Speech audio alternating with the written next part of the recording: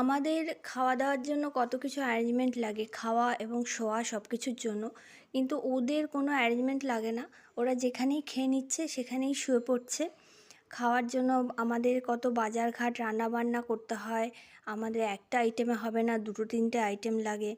কিন্তু ওদের এসব লাগে না। ওদের কি সুন্দর এক জায়গায় কোনো কিছু একটা খেয়ে নিল, খেয়ে নিয়ে সেখানেই শুয়ে পড়ল। এই যে মহারানী ঘুমোচ্ছে, এটা ওদের ঘুম। আমার খরগোশ সম্পর্কে কোনো অভিজ্ঞতা ছিল না, কিন্তু মোটামুটি ৪-৫ বছর ধরে ওদেরকে ঘাঁটার পর এখন আমার কাছে একজনই রয়েছে, আগে ৩ জন ছিল। তো এখন দেখছি যে এটাই ওদের ঘুম। ওরা কোনো সময় চোখ বন্ধ করে আমাদের মতো করে নিশ্চিন্তভাবে ঘুমায় না। ওরা চোখ খুলে রাখে এবং আশেপাশের পরিবেশের আওয়াজ সব কিছু ওরা ফিল করে এবং তার মধ্যে দিয়েই ওরা ঘুমিয়ে পড়ে। তো এইভাবে ওদের সম্পর্কে আমার অনেক অভিজ্ঞতা হলো।